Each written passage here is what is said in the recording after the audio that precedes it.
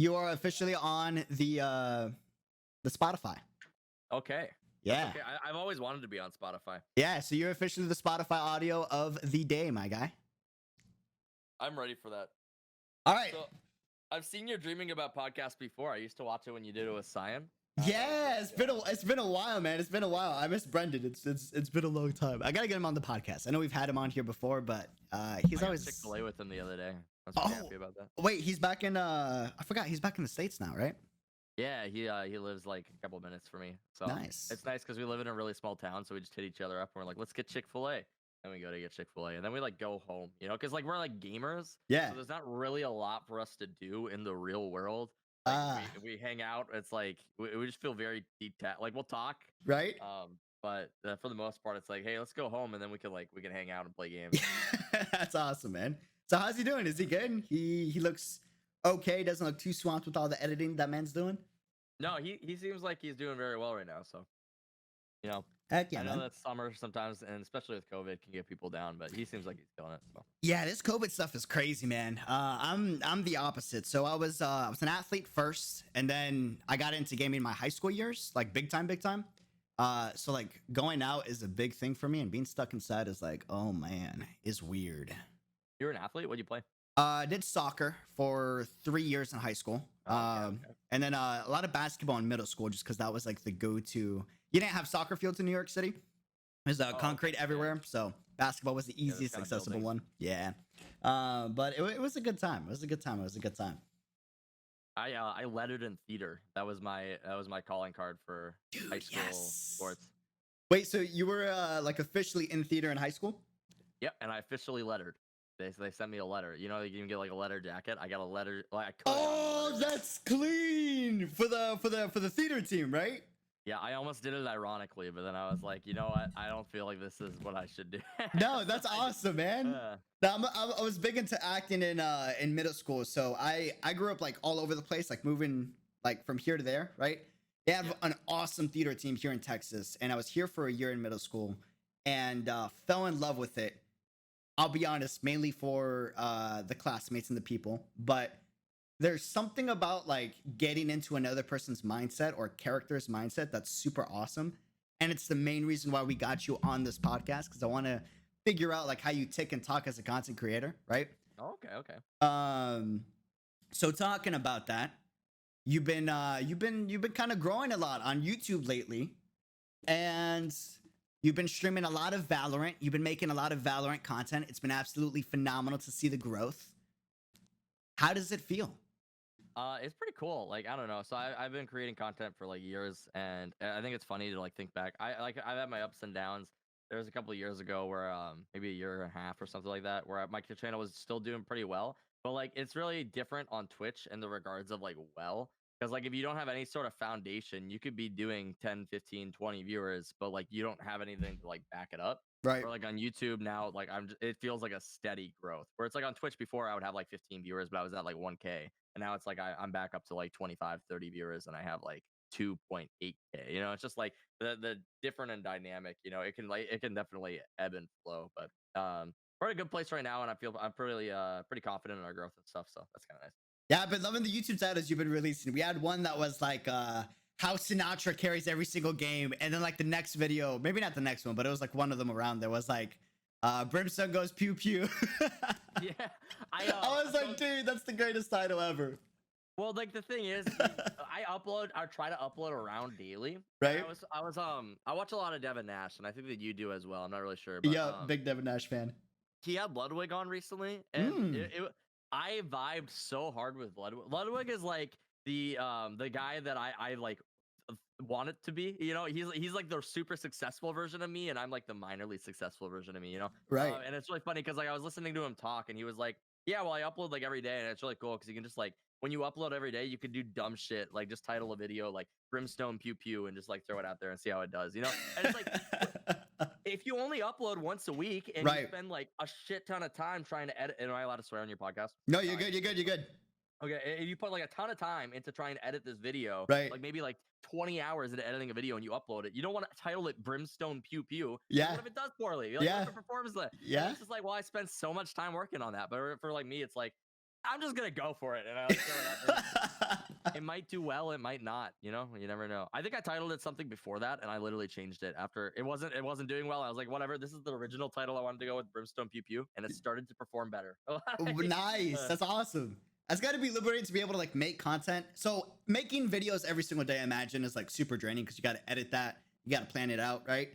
But it's also got to be nice to just be able to like throw something out there and be like, okay, if that one does bad, we got something for tomorrow, so we don't have to like bank everything on this, right? And it's I basically there's a couple different models that you can take with YouTube in your content. I kind of follow the model that Devin Nash promotes a lot, where he says it's mostly title thumbnail that like matters. Yep. So like the content of the video of course does matter, but like I generally use stream content, which my stream content it's good, you know. So it's like It's more than good. It's above average. well, and That's it's amazing. not like comparatively, it's not like refined YouTube content where it's like specifically made for YouTube, right? I But hear like you. I reformat it and I throw it up. And then you just focus on the title and thumbnail. And it's just like that's a lot easier for me than to focus on making like the super refined YouTube content because I'm not really a YouTube creator. It's just Right. I tried to do it for a while. It's very tedious, it's very hard, and it's a It's lot very of work. hard. Yeah. And I'm much more of like the live content creator where it's like, hey, we're gonna do something cool. It's gonna have a good title, and we're gonna Yes. upload it. It's gonna do probably all right, and then we're gonna move on to the next thing. And that's what I more prefer, you know. Um, Yeah, man, I'm the same way. Anytime I try to do like scripted content, so I've done like maybe 1 or 2 videos where like the intro is scripted. I can't do it, man. Every time I have like a piece of paper in front of me and I'm reading off of it, I sound like a robot. I start tripping up. Yeah. I'm like, yeah, so let's, and you know, it's not a good time. Whereas when it's live, it's authentic, it's top of the dome, it's genuine. But I think it depends on the person. You were chilling in my stream yesterday too while I was watching that one video, and I was saying how it just felt very scripted. Yeah. And not in even a terrible way. Like the guy didn't sound like weird or like he was insincere. It just felt like here's a sentence, here's Yep. another sentence, Yep. here's another, and it just feels like it doesn't feel as genuine. Like the person Not a there real having a conversation. with you. Yes. Yeah. Exactly. Exactly. That's why I generally prefer, or I include all of my uhs and ands and likes, my different mannerisms and stuff. Yeah, I say you know a lot. That's something Dude, that I noticed. that's the one thing I can't kill that habit from New York City growing up. You know, if I get excited or like worried, one of those 2 things, you know, pops out of my language like every other sentence. Yeah. And I kind of like that, honestly. A lot of people make fun of me for it in my YouTube videos, but I'm just like, I'm a Twitch creator. You want to do a live conversation and talk for an hour and not include any mannerisms? Go for it, buddy. You know, it's just like people are gonna make fun of you for it. It doesn't really matter to me. Yeah, It's and it's real. I'm all for making YouTube content. I'm all for vlogs, but like the idea of like getting a vlog camera or getting your camera to do like some type of content. Let's say Valorant content, right? And it's scripted, or you hit start record and you're like, okay, hey guys, what? Nah, that's not good. That's yo, what's up, nah, not enough energy. Like I can't do that, man. It just, I don't know. And then I feel like disillusionment. I don't know if that's a word. I'm pretty sure that's a word, maybe. When you get disillusioned when you meet someone, right? Like you love this YouTuber, right? You're like, oh, I love his energy. I love the way he talks. I love the way that he interacts with people. And then you meet the guy and he's like super quiet. He doesn't really talk that much.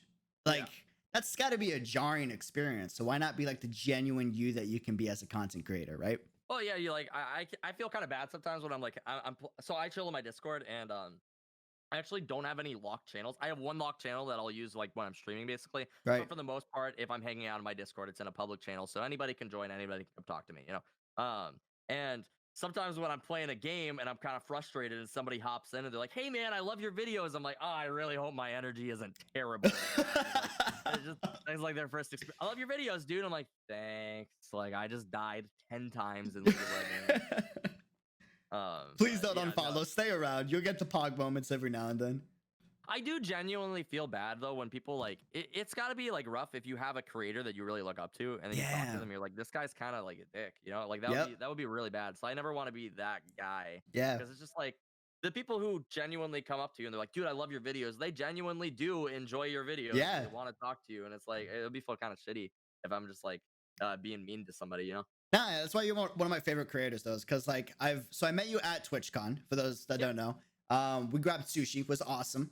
I apologize, that was like last minute. I was doing like 10 20 different things It, that day. it was amazing, dude. And I have big respect for you because you didn't even get a ticket to TwitchCon. You just showed up and you had fun. And I'm like, Dude, that's awesome. it was a bummer, not gonna lie, when I couldn't get a ticket, but I was like, you know what? I'm gonna get the plane ticket. I'm gonna go anyways, and I'm gonna make this into an experience. I will say for people in my community that's watching this podcast, the vlog isn't out yet. I apologize. It's a lot of footage, man. I've been procrastinating it. We're gonna get that out. We're gonna get that out. But point being, had sushi with you, and it was a little chat, but when I was talking with you, it wasn't like a wow, this dude's different. It was like, no, this dude's the exact same on Twitch as he is in person, and that is so dope. That's so awesome. That's good to hear because I always feel incredibly awkward at all points in time.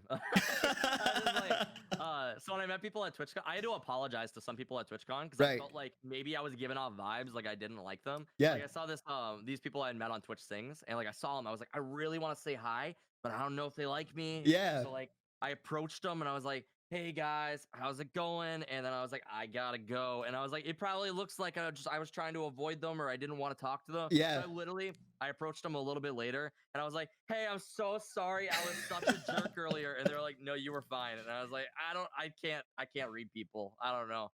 Like it's weird meeting people. It's hard at TwitchCon Yeah. particularly. Yeah. Yeah.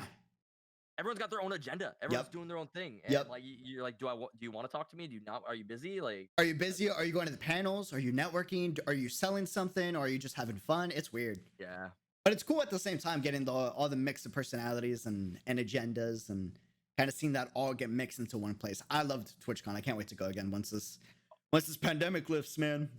Hopefully next year we can go. My goal this year too. It's kind of nice that maybe it was canceled a little bit because my goal this year was I wanted to be partner when I went, and I don't think I'm gonna hit that goal by the time that it would have rolled around. That's but fair. I think I can next year. I think you could pull it off, man. You've had a lot of growth in the YouTube and the Twitch. It's been really cool to see. I remember, I think it was like 2 months ago, 3 months ago, I pulled up your YouTube channel and it was like 1,000 subscribers. I'm like, man, like the dude is growing. That's awesome. Like it's about time. He needs, like, you've been grinding way longer than I have, right?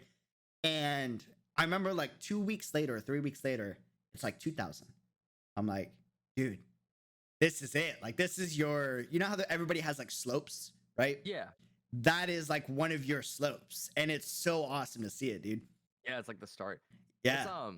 It's, I do gotta say though, like people have told me this before it starts happening. It's never enough, dude. Like once you It's start growing, not. you want to grow more. So it went from back in January. This makes me sound spoiled too, but like as a content creator, I feel like you'll get it. It's in January I would upload a video and I get like 10 views, and I'd be like, okay, like whatever. And like if it got like 100 views, I was like, this video performed so well, Dude. awesome. Yes. And now I upload a video, and if it gets less than like 5K, I'm like, eh. You know, it's just like, Yeah. I don't know. I don't understand how that dynamic like shifts so much. Where it's like I uploaded a video like recently, it got like 2K views, and I was like, that was a bad video. And it's like that. How do you warp your brain around that? Where like 5 months ago, I was like, Yep. dude, I got 100 views. That's insane. You know, it's So very true, weird. dude. It's bizarre. It's bizarre with my content. It's a lot of so I call myself like the extremes, both in growth and just personality, just because that's just who I am, right? So if you ever look at my videos, you'll have one video that's like 80 views, and you have the next video that's like 6,000. Yeah. And it's just like it's night and day, right? But it's like you said, man, like at first the 100 and 200 views are like, dude, we killed it, like let's go, right? And then once you get like a little taste of like the upper view count for your channel, that's like the new average, or that's the new standard to break, You right? just always want to do better. Yeah, it's crazy. It's crazy. But you weren't always making Valorant content. What was the original content you used to make for the YouTube channel? Well, are we talking original or like semi-original? Let's rewind the clock all the way back. So what was like day numero uno, TheKingLive? I'm gonna make a YouTube channel. If you go all the way back, my YouTube channel started with a ton of friends. It's a Strozy. I don't know if you know her. She's one of my moderators, but it was a couple other people, and we all decided we were going to make a YouTube like team. You know, because like back in the day, you would watch things like Rooster Teeth and like yeah, man, and like they would like hang out and they make videos, and we wanted to be like them, you know. So we were like, we're funny, we're 14, we can do this, you know. So we put together this channel. We called it Outland Gaming, and there's like 5 or 6 of us, and we were all gonna make YouTube videos, right? Nice. And I think it's a Strozy made like a couple videos, and my buddy Kenny made a couple of videos, and like a couple other friends, we made a couple of videos. I was the only one who like kept doing it, Right. and like I started out. We made Gary's mod videos. We made The Hidden. I don't know if you ever played that game. I tried to do my own Haven't. like let's plays. Nice.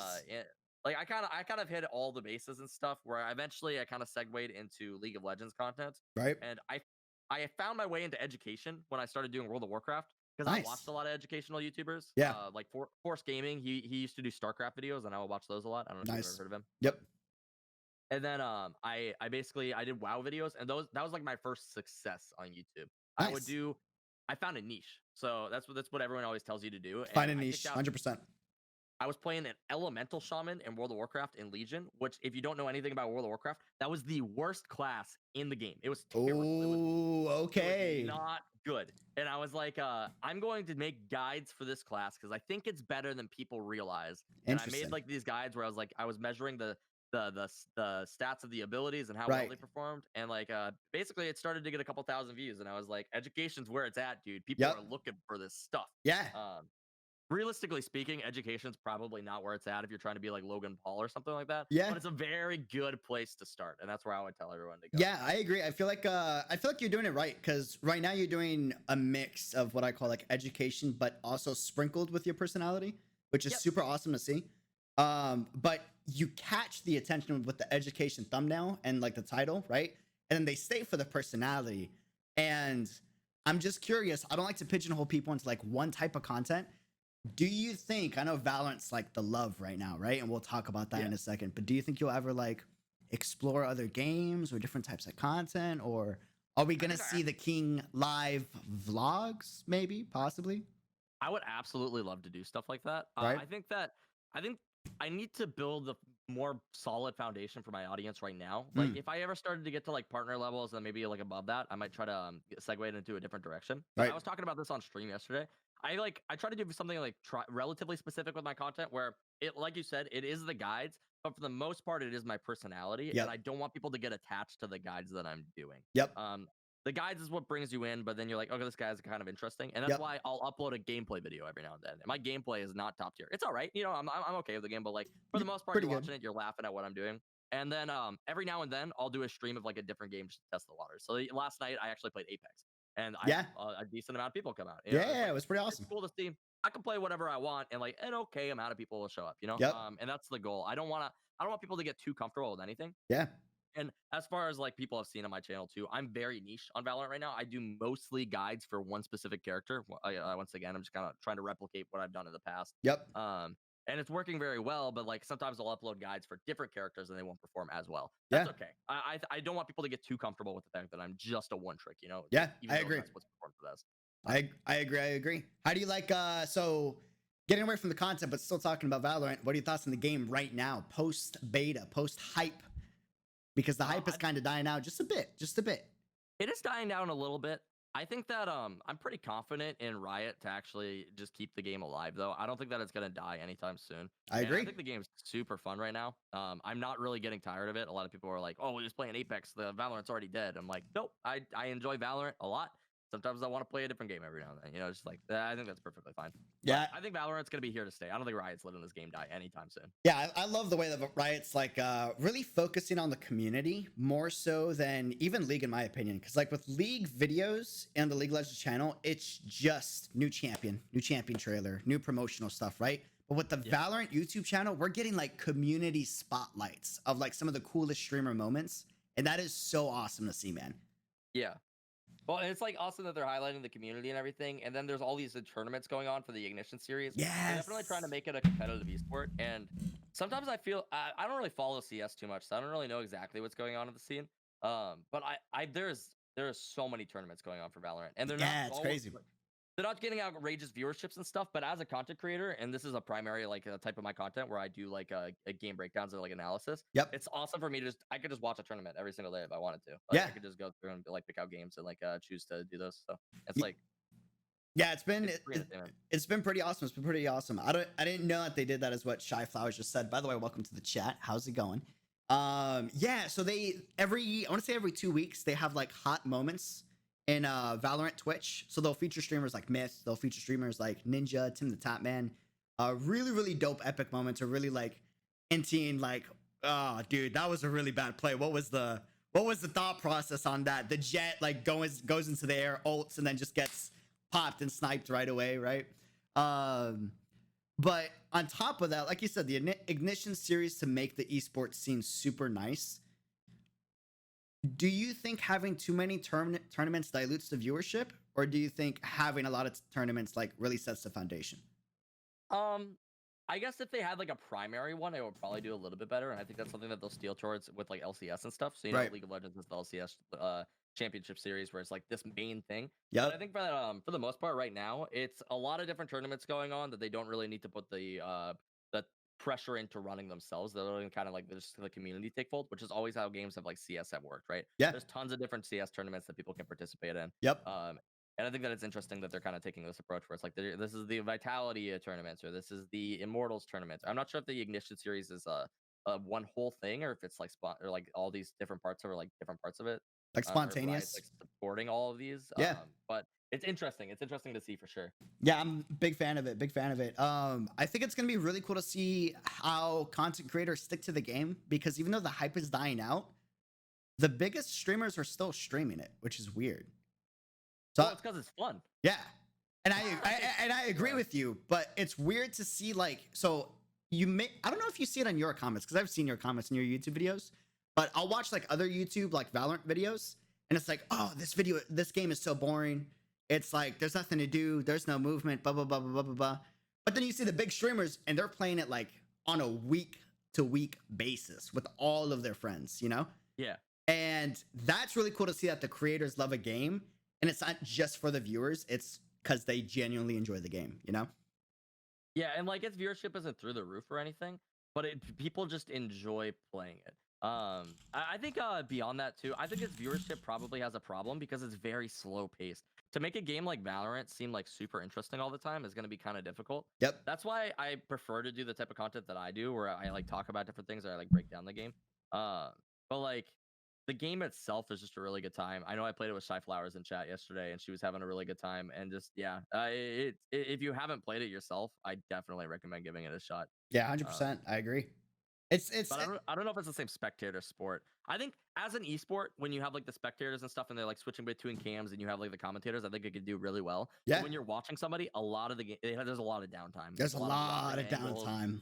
waiting, reacting to different Yep. things, and yeah, that can be kind of rough. Another thing too, as far as competitive goes, Yeah. most streamers when they stream this game, they have to run like a 1 minute delay because otherwise they'll get stream sniped, and being stream sniped That's in this game could be a big deal because the game's 90% information. You know? yeah, that's tough. Agreed, agreed, agreed. CS:GO versus Valorant. Who do you put your money on? Long term, 5 years. I think Valorant. I've seen how Valve supports their games. I don't think it's 100% the way that I think that it needs to be. That's true. League of Legends has always been bigger than Dota. That's true. Like not always, I guess, since like its release, pretty much. Mhm. And then with Valorant now coming into the space, I think Valorant will overtake CS eventually. I don't think it's gonna happen right away. I don't think it's gonna happen in the next year, but I think given time, I think Valorant overtakes CS. Yeah, agreed, agreed, agreed. I'm hyped to see it just because I love the game a lot. And it's cool to see that it has like a very strong foundation in terms of the players. But I'm interested to see like how many Twitch events we're gonna get if the viewership stays like where it's at. Just because it's not a pretty number to look at for Riot Games standpoint, just because they're kind of spoiled by the big numbers they get from League, right? Yeah. But I don't know, man. If we can get like a free cam like system going on the way that Overwatch has, so I don't know if you've seen like the Overwatch cinematic edits they do like live during the broadcast. It looks sick, man.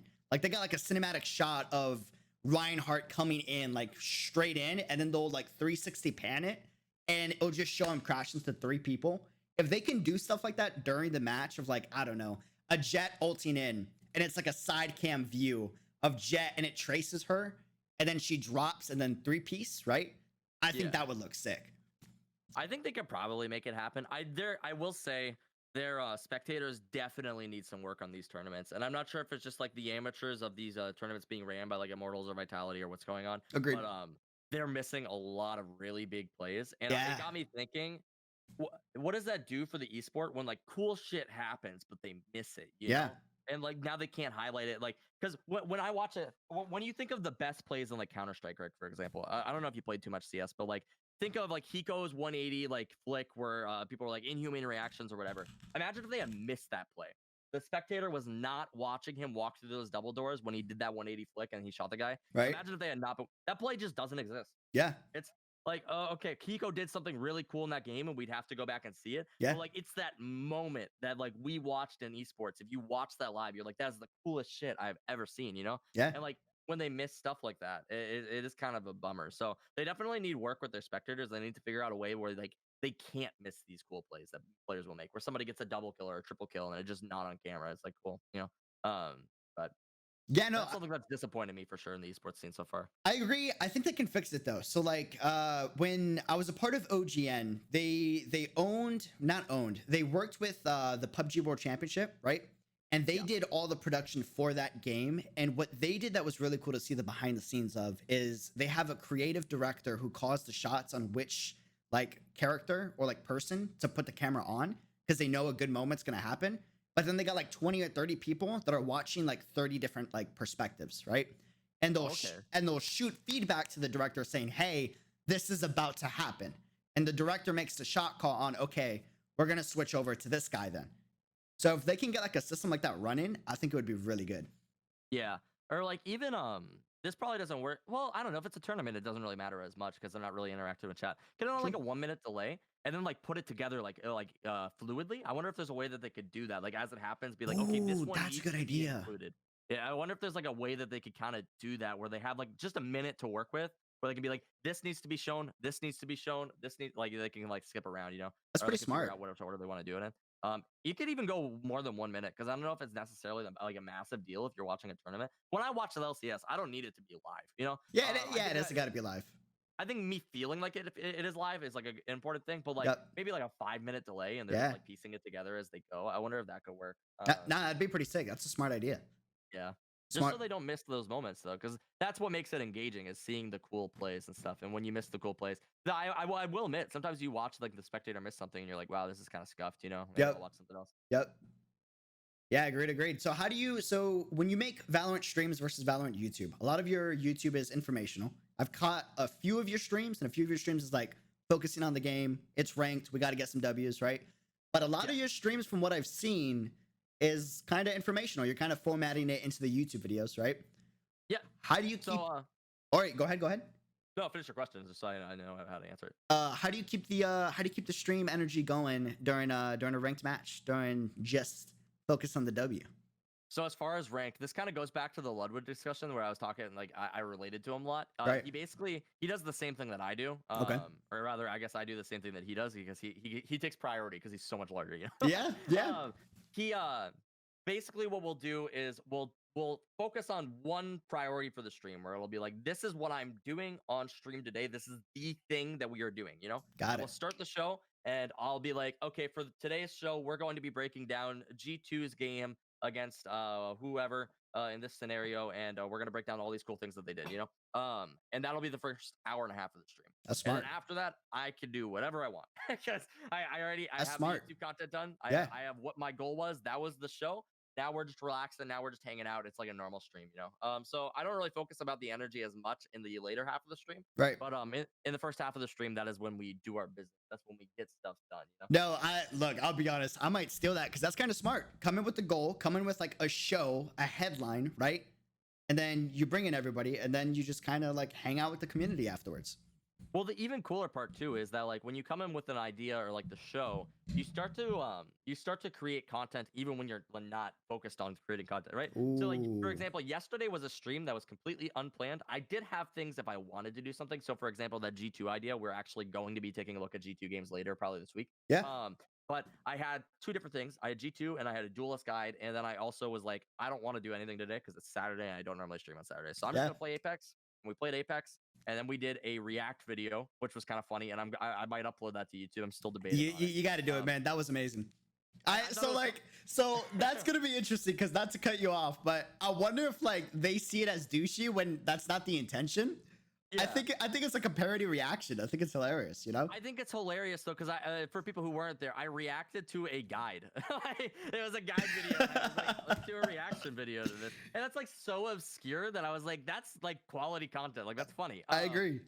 And especially if I started doing like more stuff like that, where it's like I would refine it over time. It would get good. So I was like, okay, well maybe we upload this. And then beyond that, I also me and Shy played, and it was her first time playing, and I was like, that's content right there. Like I might be able to turn that into a YouTube video, Yeah, teaching my friends how to play Valorant or something like that. Like that would be fun, you know? that'd be amazing. So there's 2 YouTube videos that just came out of a stream that I wasn't even planning to like make a video on. And it's just like the more you think about creating content, the more you're able to just accidentally create content. It's like that's something that a lot of streamers don't do, especially people Interesting. who don't create YouTube content. Yeah, I've heard a lot of experts talk about this too, and like it's something that I've really promoted myself. Um, if you instead of doing Twitch streams, you should start out with YouTube. I think I YouTube agree. creators will 120% excel way better than a regular Twitch streamer, I just agree. because they understand the idea of having to make a segment that is entertaining and like helpful for the viewer. You know, Yeah, and Twitch and Twitch streamers just don't learn that. They don't.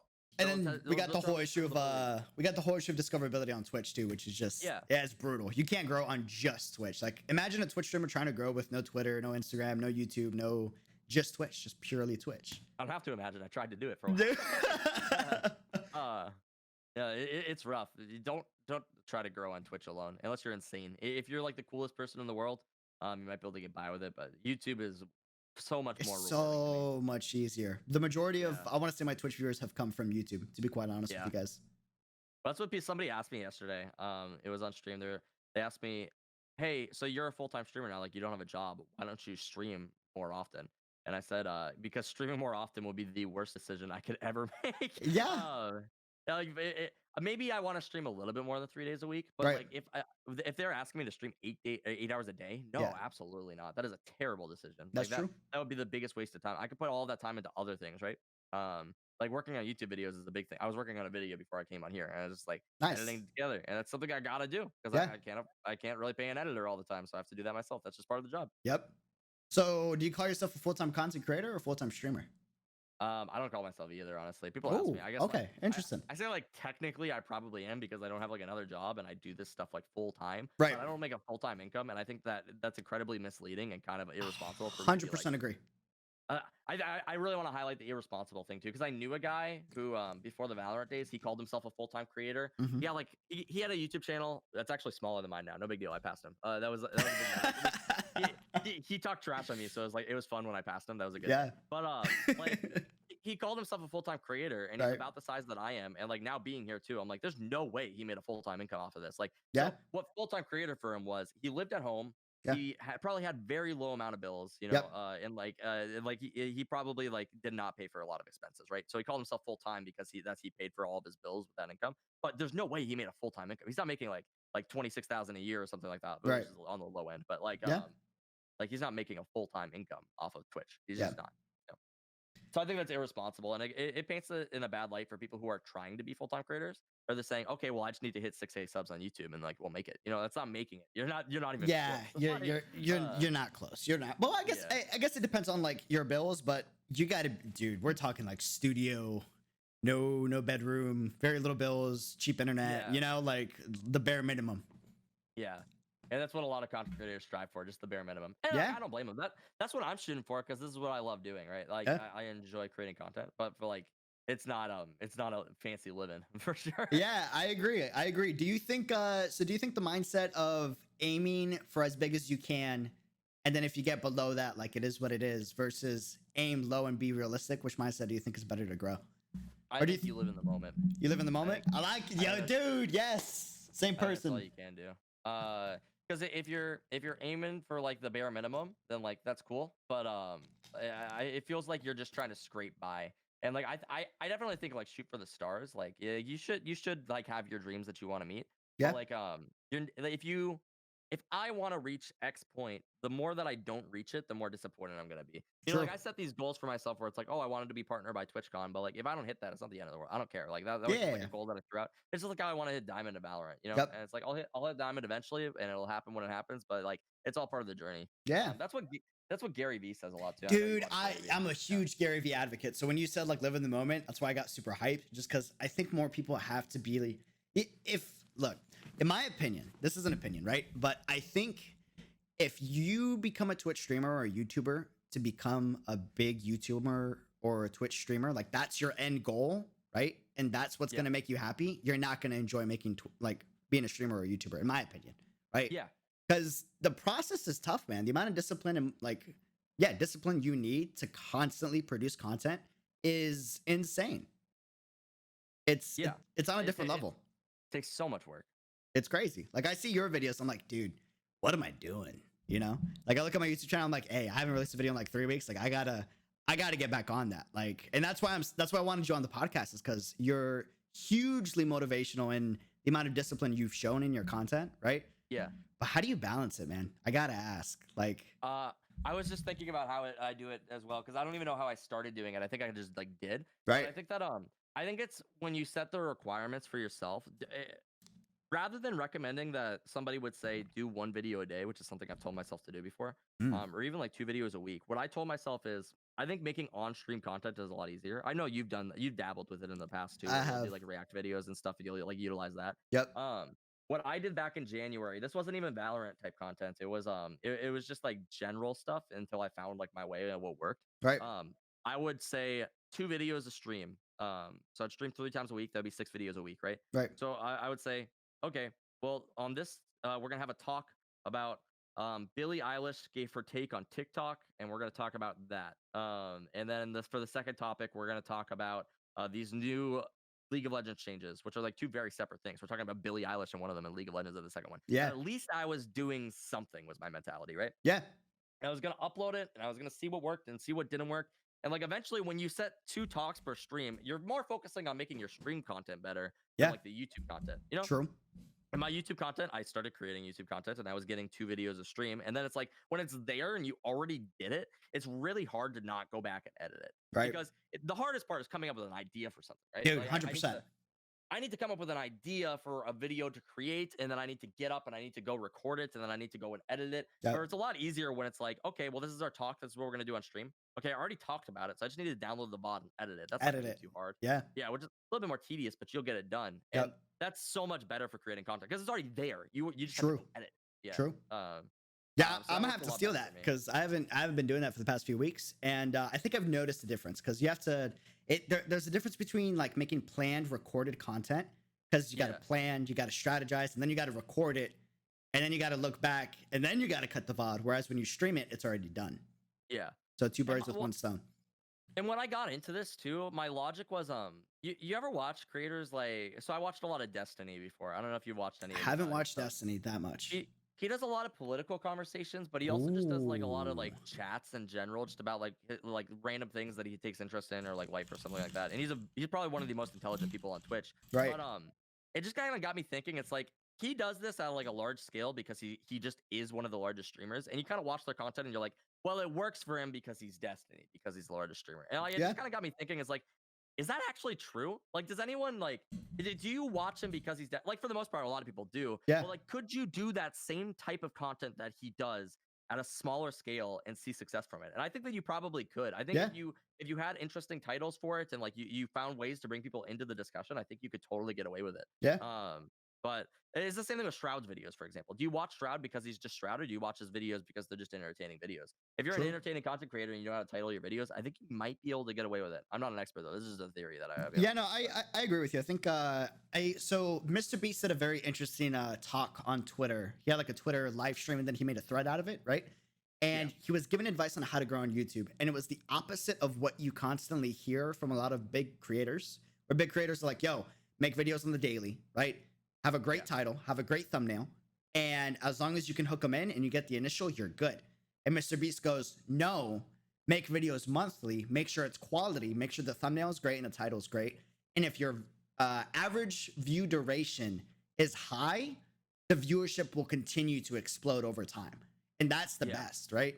So I think seeing both perspectives is pretty cool. But he did say in order to get the average viewership to be high, you have to be entertaining. You got to be doing something that vibes with your content. Was that the H3H3 podcast? I think it was. Maybe. I think I watched that. Yeah. Okay, nice. Yeah, so you and I are like the same person. Like we watch the exact same type of stuff. I'm so big into like learning from other big creators. That's why we got the podcast right now. Yeah. It's super cool to see like the behind the scenes and the workings of the person, and not just like the on camera personality. Yeah. No, I enjoy all that stuff, and like Just anything where they could bring on the creator and you can listen to like the stuff that they've done. Because I'm super interested in just marketing in general. Yeah. So it's really fun to hear like Twitch creators, particularly marketing in like the social media space, and just like Yes. hear people come on and be like, "This is what I did," and it like worked for me. And the even cooler thing is, I like to hear that most of the people who grow are like fairly intelligent people who know what they're doing. It's Yeah. never like oh, I accidentally like blew up in this day Yeah. and age anyway. It's never like I accidentally grew my channel from like 1 to a million in 6 months. It's like holy crap, I've been creating content for like a very long time, and like Yep. I found something that worked and I rolled with it, and like it started to do better, and I was like, yeah, I kind of understood what I was doing. And it's just like it's nice to hear where it's like I feel like I know what I'm doing. So it's like Yeah. I want to keep rolling with it and like seeing how it goes. No, it's Um, nice. It's nice to know that there's creators that aren't saying they got lucky and they're saying no, like it was a tried and yeah, true process, you know, like it it took a really is. lot of time. And it just gives a little hope to like the little guy that's like, okay, if I stick with it for a Yeah. long time, and a long time isn't a year, a long time is like you're in it for the long run, you know, like Yeah. 5, 10, who knows how long. It's different for everybody, right? Yeah. But I think if you can love the process, like that's what makes everything so cool about content creation. Well, and that's what Gary Vee always says when he's saying like people need to think of the long term, and when they think like long term, a lot of people think that they're thinking in long term. They're like, Yeah. oh yeah, like well, I want to be partnered 2 years from now. 2 years Yeah. sounds like such a long time. Yep. It's like, dude, if I am 26 years old and I'm still doing the same thing, which is like 4 years from now, Yep. if I'm 28 years old, I don't feel behind. You know, a Mm-hmm. lot of people feel like they need to have their life figured out by the time they're 30. There's so many content creators that you'll watch a lot of the times Yeah, who are man. actually 30. Like Yeah. they're 30 years old and they are like just figuring it out, and it's like they're starting to excel in that way. It's just like, dude, yeah, I'm in no rush. I could go back to school like eventually. It's no big deal to me. You know, I'm gonna pursue this. I'm gonna have fun with it. People are like, oh well, you give up in like next year if you don't make it. It's like, dude, like I'm in this. Like this is something I'm committing to. Like this is Yeah. something I enjoy doing. So one of my favorite examples I like to give is NBA super athlete Jimmy Butler. So I didn't know about this like last year, but he is a YouTuber. He makes YouTube videos, right? And he does vlogs. He like documents like the journey. He'll do dumb stuff like going hiking on a mountain with friends, right? Yeah, And this we're talking like about a super like NBA superstar, like well known, right? And I think he's got like 600,000 subscribers, and he's been at it for like 4 to 5 years now, right? So that's five yeah. years on top of being an NBA superstar, and he's only at 500,000. For like someone like Mr. Beast is at like what is he at right now? 10 million, maybe. He's got a lot He's of got people a he's watching got a him. lot of people watching him, and he's been at it for about like the same time, if I'm not mistaken, like 4 to 6 years, I think, something like that. Yeah. Um, it's just it's everybody's got a different time, you know. Everyone hits the finish line, different points in their lives. It's not a race, man. Have fun with it. Enjoy the run. I put a lot of thought into like the way that people try to become content creators too. Is so many people have like the wrong mentality where they want to be a pro gamer and then they want to segue that into Yeah. like full-time streaming. Yep. And I think that that is not how you want to do it. Like you I could agree. try to be number one in like that pond, right? So if I was trying to be like the number one Valorant player, but like Hmm. it just got me thinking if that was something that I pursued and maybe I like let's say a hypothetical, I would be able to accomplish it. Say I would be able to put in all the work and become like the number one Valorant player. It's like, does that segue into more applicable skills in like my life afterwards? Like Right. after I retire from gaming and stuff, Yeah. what do I do? Exactly. I might be able to go to streaming, but I didn't build up that like content creation skill that a lot of people have. Yep. I didn't learn how to create content. I didn't learn how to like entertain and stuff like that. I just became a pro gamer, right? Yeah. Um, and it just feels weird to me where it's like with content creation, like I'm learning how to create the videos, I'm learning how to edit them, I'm learning how to market them, I'm learning like title, thumbnail, I'm learning how to interact with other creators. You're basically like you're everything in one, and it's like Yep. I feel like there's so many more skills there that could like potentially segue to a real job at like a firm or something like that. Like you Yeah. could work for like an esports team, you could just work for a company and maybe creating games or something like that. Like there's a lot of different things that you could probably do in this experience, but Yeah, I agree. I think having a, I think if you do the whole 9 yards is the saying, right? Like you do yeah, everything that's required to be a content creator on your own. Like at least in the beginning, you learn so many skills that, like you said, could branch off into many different things, and it's a nice backup system. You know, let's say you become a yeah, content creator and you're a Twitch streamer and you were growing, and then all of a sudden you stop and you're like, you know what? Like I don't got the time or the love to keep doing this. What are the skills that I practice though that I can use to get a job? You know. yeah, So like one of my good friends, I haven't talked to her in a minute. I gotta hit her up. Joanne. She was one of the managers and agents for OGN. She used to be a streamer, and she's still technically like an Instagram influencer, right? But she used to be big time into it back then. And she learned about community management being a streamer, because that's just something you kind of learn, right?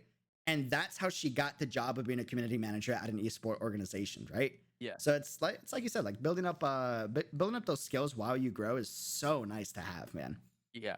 Or it's just like the amount of work that actual content creators put in. You know, like we talked about how it's really daunting a lot of the time to like It is. edit a video, especially like after a stream or something like that. I've noticed some days I put in like 16-hour days without even like realizing it. Yeah. And imagine doing that at like an actual job, like like Dude. the work show where it's like, hey, I've been working like 80 hours a week without realizing it. And, like, Yep. I feel like if you give me a 40-hour a week job, I could probably get it accomplished like pretty quickly. Like whatever you need done, like give me the task, I'll do it. We'll get the work done with him. But Right. So like no. being a streamer, like you said, we put in a lot of hours streaming, making content, all that stuff. What do you do to reset? What makes like King like happy when he wants to like take a break from the streaming or the content creation, or are you just on like 24/7? I have some like friends that I like to hang out with, and that really takes my mind off of it. Nice. That's about it though. I don't really ever super need to take my mind off of content creation. Sometimes I'll play ranked on Valorant, and like that's like fun for me. Yeah. I'll play League of Legends. League is relaxing to me in a weird way. League is super relaxed. Okay, so we agree on that. I have so many friends who are like, dude, I can't do League because it drives me insane. I'm like, that's weird. Like, League is like my R&R time, you know?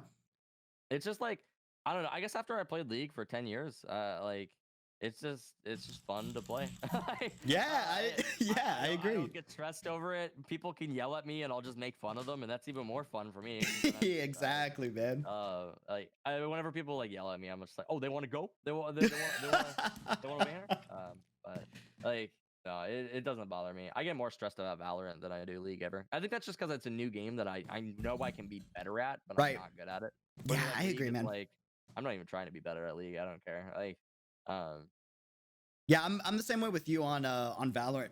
So I'm trying to climb both on League and Valorant, but I've been putting more time in League and like other content before Valorant. I haven't started like practicing since, I want to like being 100% honest, since last week. And when you play the game and you watch like the pros and you watch you know the info, right? And you see the mistakes you make and you can't execute them just yet. It's a little frustrating, right? Where you're like, okay, I shouldn't have peeked. I know I shouldn't have done it, but I did it, right? So I think that process can be pretty draining sometimes. Well, it's really cool too, though, because like you'll have those moments where you're like, I shouldn't have done that, and you can never go back and make it so you didn't do that. That's like the hurtful part. Where it's like I died there, and it was a mistake that I made, and I can't fix it. You know, but you can like fix it for next time. But like the struggle in this is that you'll never know that you fixed it, right? You'll never have the point where it's like oh shit, I didn't peek that guy. That was awesome. I didn't do that. Like you might have like that moment, that realization later, but it's what I started doing is I'm a pretty good mental player is what I've realized. But like a lot of times I just don't trust myself. Yeah. So I will be like, hey, there's probably a guy right here. And I'm like, no, there's probably not. And then like I'll die to that guy. Yeah. Like, well, I knew I literally said it. So now what I've been doing is anytime I get a gut call, and I try to implement this into real life too, but like anytime I get a gut call, I just go for it. I'm like, okay, there's a guy here. Man. I'm gonna go check. And I killed somebody yesterday in one of our games, and they hit me with a question mark in chat. Like, I guess they thought there's no reasonable like solution for why I should have known that they were there. Right. And I was just like, dude, I'm just better. I was just better. Like, so that's really fun. Like once you start actually trusting yourself and you start making calls that you think are right, and then they turn out to be right, that feels. Really it's a feels good moment. Yeah. I bet, man. So I noticed you got the Go XLR back there, man. How you liking the toy? How you enjoying it? It's really nice. I don't really have too many gripes on it. So the nice thing, I can see if I can grab these. Hold on. I'll be like 2 seconds. Oh, this is my Unique, what's up? How you doing? Kaiser, welcome to the chat. Release Snowy Shy Flowers. Hey guys, real quick. Thanks for hanging out for the first episode of the Dreaming About podcast. Good to have you guys. King is coming back. Spam an emote in the chat. Someone, please. So this was my old setup. This is my old mixer here. It's this big freaking thing. A penny just fell off of it. That's a big. Dang, that's huge. That's a lot of knobs, man. I could not do that. And then this was my condenser. So I have another one. Oh And I have this man. entire setup right next to me here for like a really long time, and I have all that's just the things too. You Right. didn't see all the wires. So basically, I needed one wire to go from my condenser to the mixer, and then I needed from the mixer, I needed two wires to go to the or one to the microphone, one Oh to the man. streaming PC, one to the gaming PC, and then I needed to route both of the gaming PC to the back it to it. So I have like a line in. So That's I have rough. like more wires coming back and forth. And as you can imagine, it was a pain in the butt I to know couldn't do it, what man. did what. And now here's my new setup. It's awesome, right? This is the new. It's 4 cables. One of them goes Nice. to my gaming PC. 2 of them go to my streaming PC, and one goes to my microphone. And that's Nice. it.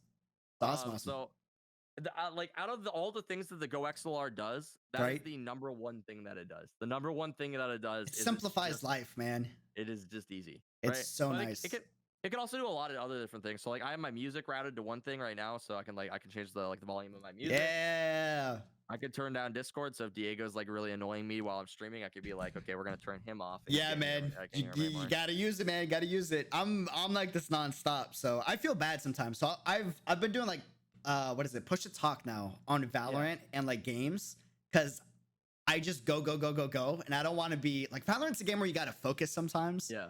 I don't know how to shut up, to be quite honest. So I'm like, all right, I'm gonna go and push the talk with the man. Focus real quick while I keep talking, and then I'll chime in every once in a while, you know? So I was watching a tournament the other day, and it was Pansy casting it and Golden Boy. I know you like Golden Boy. Oh, dude, huge Golden Boy fan. He's cool, but he became less cool to me because it was one episode Pansy had her push to talk and she wasn't pushing it. And Golden Boy said, "Oh, PC gamers." And just for the record, if you don't use push to talk, you are the worst type of person. I just wanted to put that out there because as far as like streaming goes, I don't want to hear you eating in your mic. I don't want to hear your keyboard clicking. I don't want to hear all of this junk while I'm trying to talk to like if you are playing with a streamer and you're not using your push to talk, just freaking use it. It is the smallest inconvenience for a person. Everyone's like, "Oh, I just can't remember to use it." Like that goes away after like, after a while you figure it out, man. Like I could totally have this entire conversation using push to talk. I'd be fine. I'm using voice activity because we're doing a podcast. But for like the most part, it drives me nuts. If you don't use push to talk, you are the worst type of person. And here's the reason for it. I kind of expressed this just a little bit, but it is just rude. That is the only.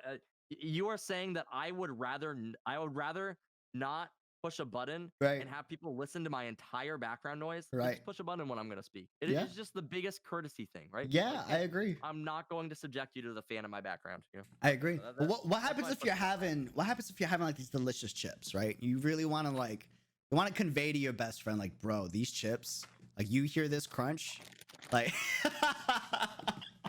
See, this is why you gotta watch the podcast on YouTube so you can see the amazing snacks TheKingLive has right now, man.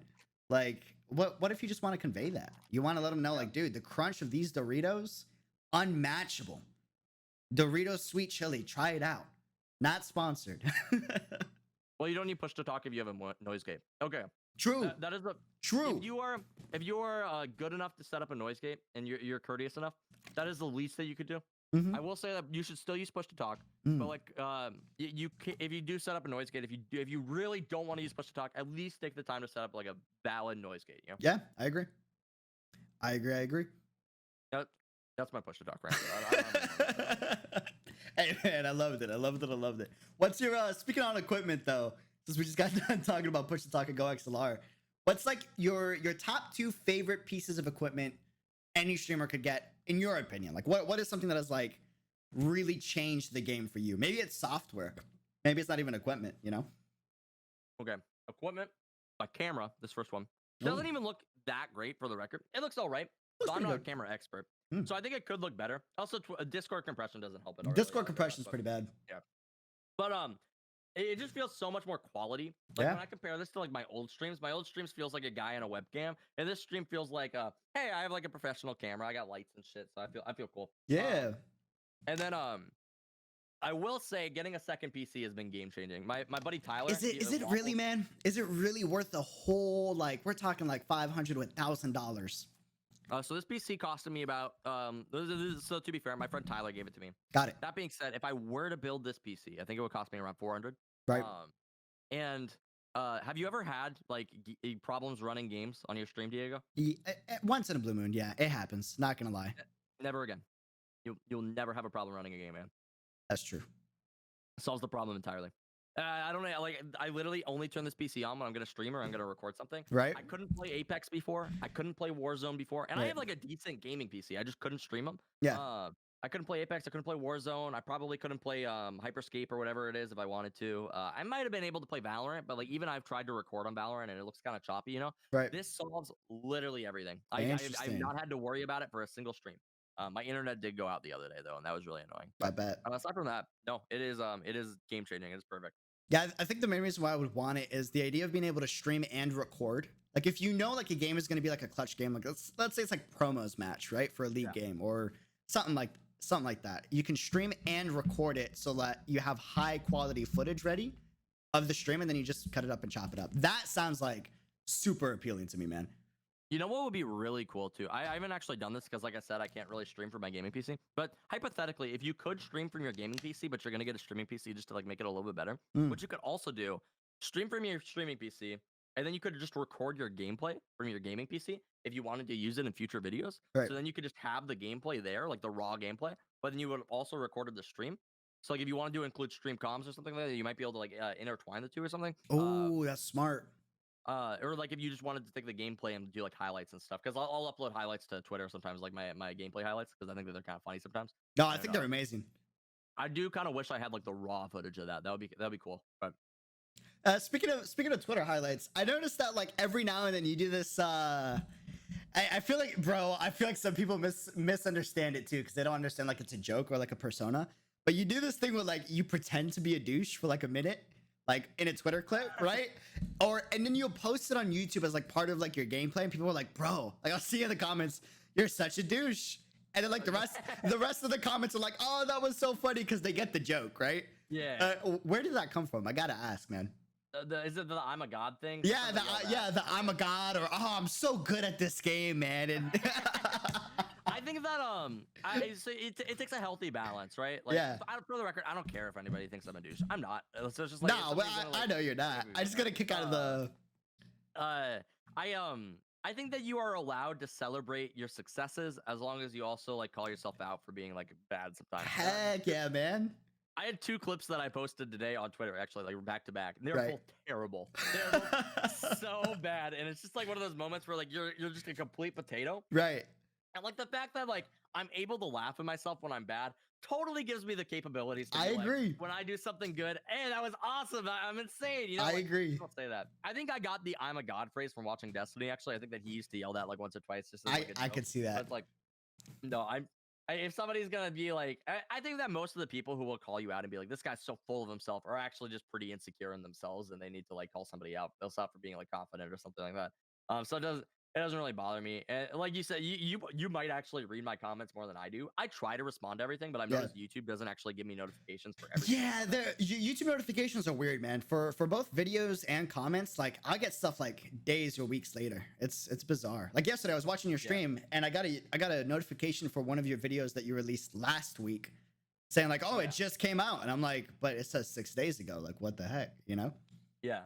Or like this guy just commented on my YouTube channel. Oh yes, the clickbait. Actually, only 7 minutes and 49 seconds of Omen plays, and it's called 10 minutes of aggressive Omen not plays. It's like, just screw off, dude.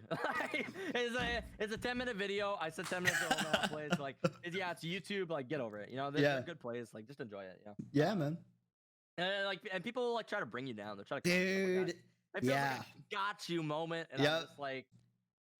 Just calm down. Now, and I think that's a big thing right now. I'm big in focusing on like mental health at the moment, just because like we're seeing a lot of like crazy stuff in the industry right now, right? Sometimes people forget it's got to be hard when you're bigger, because when you're bigger, you got like millions of eyes on you, right? So if you get like I don't know, 10,000 love messages, you probably get 1,000 hate messages, right? And if you get those 1,000 hate messages like back to back to back, it's hard to remember. Like, dude, there's people that actually enjoy my content. I gotta drown out the bad noise with the good noise, you know? Yeah. What do you do to make sure that you don't fall into the whole bro? Yeah. A lot of the times I laugh at them, but sometimes like So Donkey just said it best. I don't know if you watched the H3 podcast with the video game Donkey. I haven't seen Uh, that one, but I love Donkey, so I gotta check that out. I love it. H3 asked him, he's like, so what do you do with like bad comments? Like, do you Yeah. respond to them? He's like, nah, I just delete them. And he's like, you just delete them? He's like, yeah. It's like the most Donkey thing that I've ever. He's just like, yeah. He's just like, I don't really have time for this. Yeah. I'm like, I'm probably way happier than this individual, so it doesn't really bother me. But now that you mentioned it, I started going through my comments, and it's like held for review, and I'm looking at it. Do you ever get those like people will comment or they'll like message you something, Right. and like you don't respond because you just literally don't see it? This guy's like, Yeah. he's like, I'm terrible. I'm an Omen main. I'm on a bad lose streak. What do Yep. I do? And I didn't respond because I didn't get a notification. Yeah. And then he replied to this comment, "You suck, dude." Yeah, man. I'm You know like, what? You know what's weird though is like, so I had a comment like that a while back, and it was like, "Yo, can you help out with like this one play on like Rakan? Because I play a lot of Rakan, right?" Yeah. And I replied back like weeks later, and I didn't see that he had replied to his own comment saying, "Bro, you're such a bad person for not replying. Da da da da da. You're so fake. What a hypocrite." And then I didn't see that comment. I replied to it saying, "Oh yeah, you should do this, this." Yeah. And then he replies back. He's like, "Oh, I'm sorry, man. I didn't know that you were an actual good person." And I'm like, dude, you backtracked so fast. I saw a tweet from Mr. I mean, we could go on all day talking about this. But Yeah. Well, I saw a tweet from Mr. Mooden, who's like, he was a friend of Destiny, and somebody DM'd him. They're like, "Hey, I'm sorry that I called you fat on Destiny's stream. That was mean to me. I apologize." And then he didn't reply right away because like he was busy. He's a busy dude. He's like, I think he manages for Destiny 2 or something. He like helps them and stuff. Yeah. And it was funny because they replied like literally 18 hours later, and they were just like, "Wow, you can't even take the time to respond to me. I take it back. You're fat and ugly." It's like, he's like, "I see you did not mean that apology." Yeah.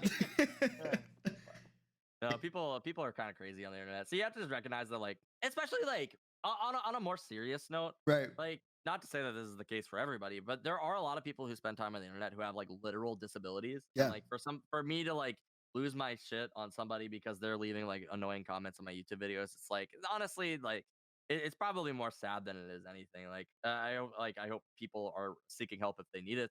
Yeah, If I they're agree. really like hung out of stuff. Yep. If they're actually getting irritated at me for making YouTube videos and enjoying my life, then they probably have more going on in their life that they need to focus on. So, That is true, man. I agree. Talking about YouTube, did you see Ninja streamed Yeah, on YouTube? that is kind of exciting. I think that honestly, wherever a ninja ends up going, I feel like he's gonna do fine. He's If he gonna goes do back to amazing. Twitch, if he goes to YouTube, he'll be fine. A lot of people said they don't think that he's gonna be signed. I'm not like an industry expert though, so I'm not gonna be like the one to say like exactly where Ninja is going. But I personally, I like Ninja. You know? Yeah, There's I'm been time a periods big where I was Ninja. like- oh, there have been time periods where I'm just like kind of really torn on Ninja. I don't really know exactly how I feel about him, but like, yeah, recently I've been watching a lot of his stuff since he's been playing a lot of Valorant, and Yeah? he's a cool dude. Yeah, he's pretty chill. He's pretty chill. I respect him for all the stuff that he's done for the industry because he's kind Oh, of absolutely. he's done so much for us in terms of like making it more mainstream and getting more eyes on us. I'd be curious to see like where we'd be at without Ninja. You know what I mean? Like Yeah, I'm not saying like praise him as a god, but like he was kind of like the what's the example? Kind of like what Will Smith was when he first started acting, and you had a lot more eyes on like Denzel Washington and like more African American voices in like the Hollywood industry, right? Yeah. That was that for like the entertainment industry. Like, okay, now people recognize Twitch for the most part, except for the boomers. I do kind of wonder though, like if it wasn't Ninja, you think it would have been somebody else? You know, was it just like it was him necessarily that blew it up, or do you think that like maybe like, it was kinda timing. happened with- yeah, maybe it was timing. Well, like, Maybe. imagine if it was like somebody else, like Courage instead of Ninja. You know, I can Courage see is it. big, but he's not massive. Yeah. Or even like Nade Shot or something. Yeah. Maybe it was like some master formula for Ninja that just like made him the perfect guy for it. But I do kind of wonder if like if it hadn't been Ninja, you think it would have happened to somebody else eventually. Yeah, that's a good point. Actually, I think I agree with you. I could totally see like Mr. Beast, Nate Shot, 100 Thieves like collabing and then kind of opening up the eyes of a lot of people if Ninja Yeah. wasn't there. YouTube or Ninja going on YouTube stream was huge. I noticed you've been getting a lot of growth on YouTube, and I noticed you streamed a few times on YouTube. What's your thoughts? YouTube streaming versus Twitch streaming? I think that as far as monetization goes, it would be really difficult for me to stop streaming on Twitch. You know, and it's Okay. not like a lot of the times, like when I say that, I feel kind of I try to be very conscious of like the things that I say, where it's like Yeah. that feels weird to me to Yep. like have money be a motivator. Yeah. But like in terms of like just the culture on Twitch, where Yeah, like gifting subs or just Twitch primes, bits and stuff like that, donations. It's just a lot more common for people to do things like that on Twitch. And if I'm looking to be a full-time creator, yeah, it doesn't make sense for me to not take that into account, you know? yeah, And Twitch has just made that a lot easier. Over my time streaming on YouTube, I don't think I've ever gotten like a single donation or anything off of streaming on YouTube, you know? As far as I now have it on my channel where people can become members, you yeah, know? And like as far as membership on YouTube and Twitches, it's like the same thing. You can get like the emotes and everything, but it's just yep, like nobody does that on YouTube. Nobody yeah. nobody really like signs up for membership. It's just The not a thing. culture is different, man. And Yeah. I think Twitch is so awesome. And I've said this a lot. Is I got my eye on YouTube, but man, beating the Twitch culture is going to be hard because everyone's so like, yeah, we got our toxic people. Yes, Twitch chat can be toxic sometimes, right? But for the most part, we're actually super chill, laid back, and like Yeah. super welcoming and accepting of so many different people in the on the site and just like the community in general. Yeah. It's So super but awesome to if see.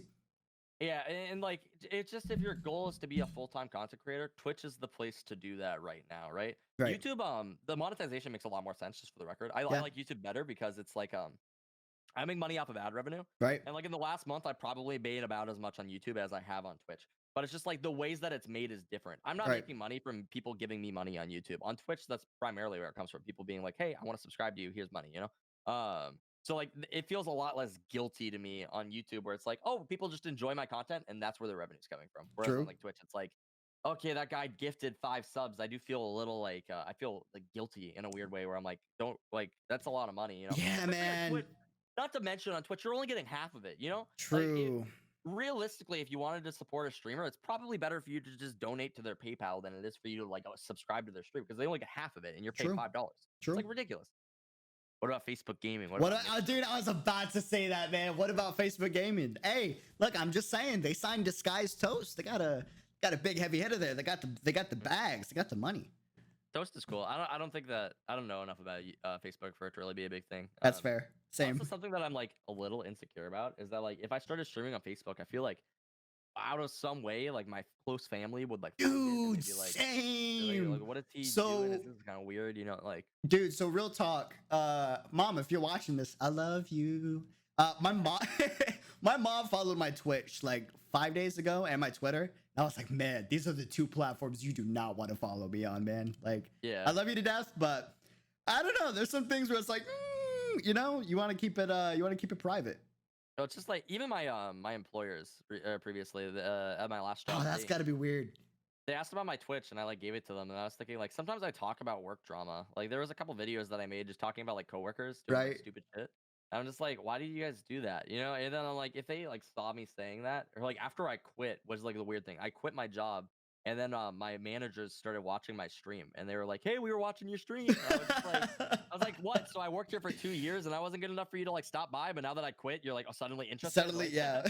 uh, not that that was like a reason that I quit. It's just weird, you know. It's like, oh, like Yeah. nobody cares. Yeah, no, I agree, man. I agree. What about Mixer, Kappa? Dude, Mixer went down. That's Yeah, crazy. Mixer's Well, gone, dude. not crazy. I kind of expected it. I just didn't think it would happen so soon. Yeah. I don't really have too many opinions on Mixer. Just I tried to stream on it for a little bit and it felt weird, so I stopped. Yeah, I agree. I just think culture in Twitch is just dominant. Twitch chat's too cool, man. Too cool, too cool. I fired someone who also watched my stream pretty cringe. You Wait. had to fire somebody? Oh, yeah, she was a big name at her last job. She worked at a big Oh, corporation. interesting. She Yeah. was man, that's gotta be weird. That's gotta be weird. All right, so I'm gonna do like a weird, interesting what do you call it? What do you call it? Topic, if you're down Okay. for it. I call it I like random. topics. I call it random dumb questions. And I just For the record, for me, like nothing is off limits. Like I'll talk about. are you sure? Yeah. Well, you Okay. might ask me something. I'll be like, that's a little weird, but like I'll answer it. Yeah. All right, so let's start with the first one. Best fast food burger spot. Fast food burger. So I'm from North Dakota, so we don't have like a ton of like options, right? Got it. But as far as fast food burgers go, oof. So not gourmet burgers, because gourmet burgers, that's a whole different. I consider that like So you like you're not talking like restaurants or anything. yeah. Right? Yeah.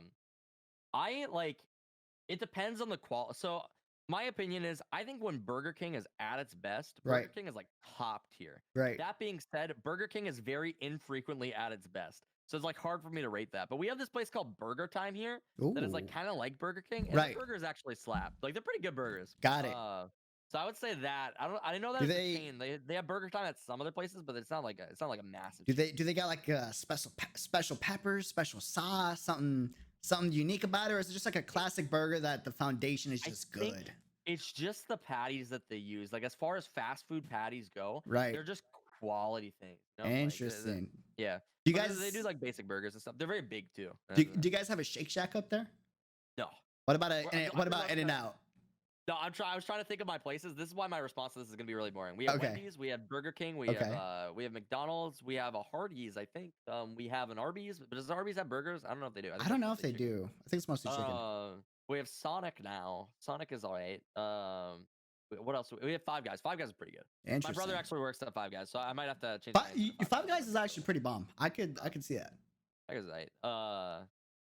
What else? We don't really have anything else. Man, that's tough, man. You gotta come by Austin or in California. We're gonna get some Shake Shack because that's the #1 burger in my opinion. I go back and forth on this with like so many people on the internet. I've never had Shake Shack. I had In-N-Out. It was incredibly average. Yes, 100%, dude. Yes, and maybe even below average. I did have it. I agree. Airport, though, so I'll give him that courtesy. Okay, that's true. When I was at That's TwitchCon, true. I was on my way home. Right. I was having a good day too, so that might have influenced my taste buds. You think it would taste better, but it was like below average. It was alright. Man, that's tough. I just goes to show In-N-Out is not as good as Shake Shack. Yeah. I argue with this with like a ton of people on the internet. It's one of the most funnest things to do. I argued with Nate Shaw on Twitter about In-N-Out versus Shake Shack, and I think he banned me for like a minute, and then he felt bad, and then he unbanned me. But like overall, it's a hilarious thing, man. Dude, I'm pissed off because like this guy's had a little bit more controversy surrounding him, but I kind of enjoyed Richard Lewis, like when I would watch him on a Trainwreck's podcast, right? And then he blocked me on Twitter. I don't know when or how or why. I had never interacted with him on Twitter at all. But like somebody retweeted him or something one time, and I was like, why can't I see this? And it was like Richard Lewis has you blocked. I was like, what? What? That's weird. I'm just some nobody who like just exists, and he blocked me. Somebody said that he might have done like a mass block, so maybe I like tweeted about something that he was like not fond of seeing, so he just blocked everybody. But interesting. All right, next random question: how much to get you to permanently stream on another platform? What's your number? You would just have to pay me a full-time living. Like if you like, so like Ninja, what he got like 60 million or something? Yeah. Right. Yep. If you gave me like a couple, like maybe even like 25,000 just to like stream on the platform, right? I would probably do it. Like 100%. You just all right. We're moving. So that's like I don't know. That's like the low income. What is that below the poverty line? I don't know what poverty line. I think it's right there. I think it's still lower class. That's not counting any subscriptions or any donations and stuff. And that like it still incentivizes you to work hard. That's true. Like, that's if true. I could just stream on a platform, like, and I was being paid like a full-time living, absolutely, I would totally do. You would totally do it. Nice. Yeah. Okay. Interesting. If Facebook wanted to pay me, because then I would still make YouTube videos. That would be the bottom line. I'm still allowed to make YouTube content, right? Okay, got it. I'm still allowed to grow my brand. Got it. But as far as streaming, no. If you're gonna pay me a couple $1,000s to stream, yeah, I'll totally do that. All right. Nice. Okay. Now this is bro. You don't got to answer this question, but I hear it every day. Well, not every day. Every Nate Shot podcast, and I get a kick out of it. So I'm gonna ask it. How much money do you make off of content creation in general? I think over like so it's really hard for me to like. You don't gotta answer it if you don't want to. No, I'll answer it. I don't care. Okay. It's hard for me to like accurately answer it though because I'm in the process of growing right now. Like, It's tough. So back in January, I'll go back to my revenue. Hold on. Ooh, we're getting an answer. Let's go. Back in January, I made $28 on Twitch. Spicy. I didn't make any ad revenue on YouTube because I didn't have a YouTube channel. Right. Like I did, but it was like very small. I wasn't even partnered at that point in time either.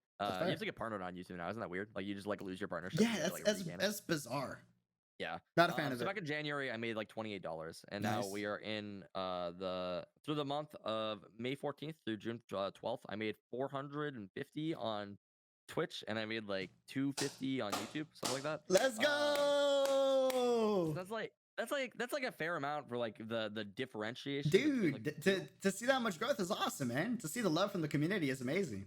Yeah, but I'm not sure if it's like this is like consistent growth. Like I don't think it's gonna be like this every single month. I agree. A good month or something like that. Because like the month before that, I made like 200 on like Twitch. You know, so it's like to go from like 200 to 450. Like that's like a lot. You know. I bet. So it's like it's really hard for me to like say exactly. If we keep growing at this rate, I'll probably start making more. If we Right. don't, I could be making less tomorrow. So it's just like Yeah, and you it's might really you hard. might you might get more subscribers on YouTube, but maybe you drop on income. It's so weird, man. Content creation is like it just fluxes up and down, up and Yeah. down, up and down. So like I don't know, it's cool to look at, and it's nice to see that like, hey, like I'm small. Like I'm still a small creator by all means. Like Yeah, yeah, I'm hundred still percent, very much growing. hundred But it's percent. just like I am making like an okay amount of money off of it. So it's like when people I worked with like they're like, oh, so like you quit, like how are you doing? And I'm like I'm Yeah, how doing you good. doing? And they're How you like, oh, doing? do you miss working here? I'm like, I definitely miss the money. Like, Same. like I feel you that. I can feel make that. yeah, you can make in a week what I made in a whole month. Like, oh, I have a content creation, but it's just like I'm doing something that I love, so it's completely different. That's awesome. That's Yeah, awesome. Thanks for answering the question, man. That's a that's sure. a that's a spicy one. I want to probably gonna make that like a normal question. I'm not expecting answers from it every single time, but I think so Alpha Gaming made a video on that where like he revealed like his full like detailed amount on how much he makes on Twitch, YouTube, and all that stuff. I think that's cool if you could be transparent without like Yeah. sounding like a douche. And you and him did a phenomenal job at doing that.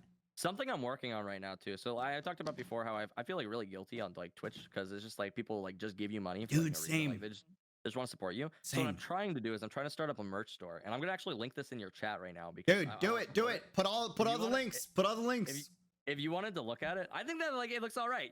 I wish I could change the colors on the previews though, because a lot of them are purple, and I don't think the purple color looks the best out of these ones.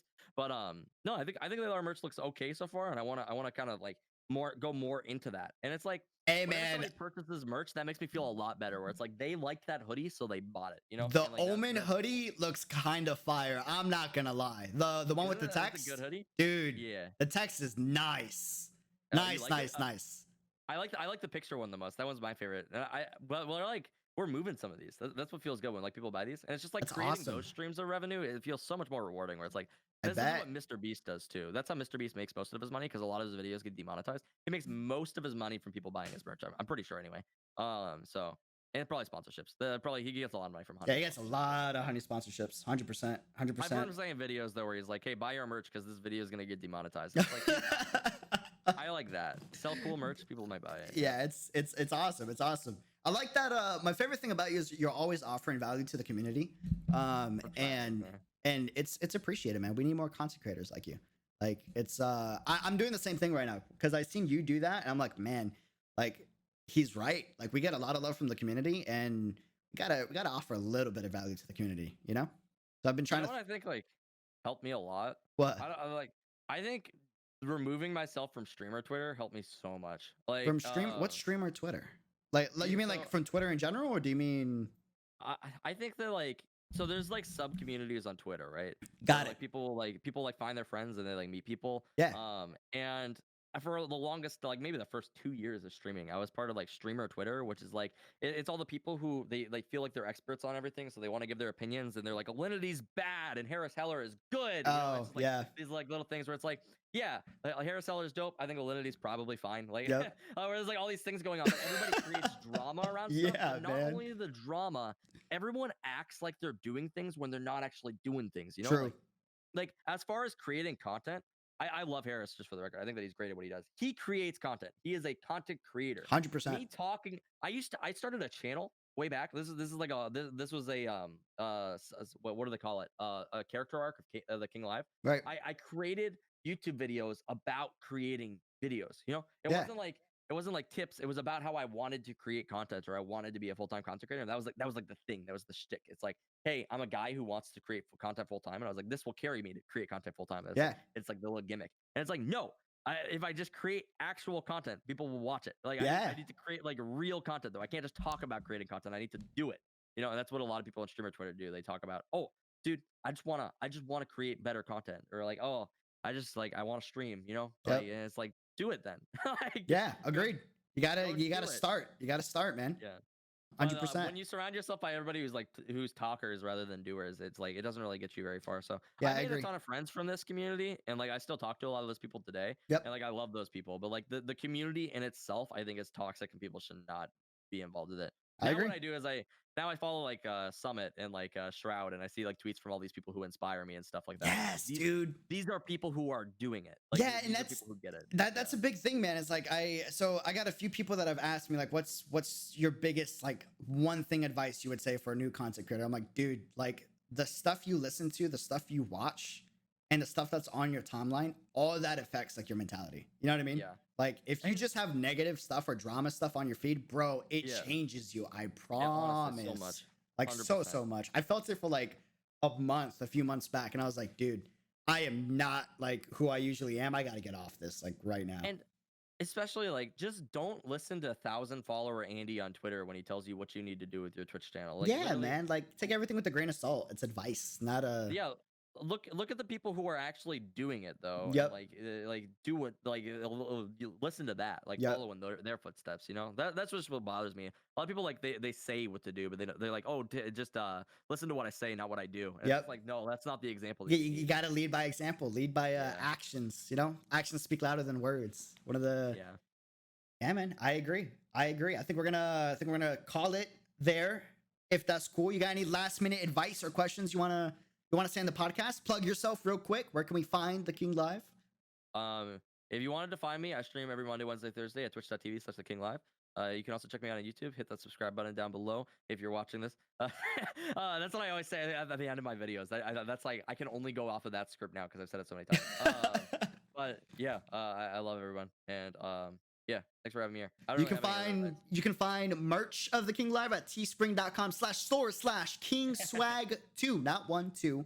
And he's a phenomenal Valorant content creator. If you're an Omen player and you're below gold and you want to get good at the game, don't pigeonhole me like that. Not Omen. If you're an anyone player, if you're an anyone player, if you're an anyone player and you play Valorant, you want to get good at the game, you're below gold. Watch the King stuff, man. This dude isn't like, okay, if you do this, you will get great, because that's not true. I'm sorry, it's not. But he's going to give you advice that you can actually execute on. So check his YouTube channel out. Check his Twitch channel out. He's one of the most loving content creators on Twitch that I know personally.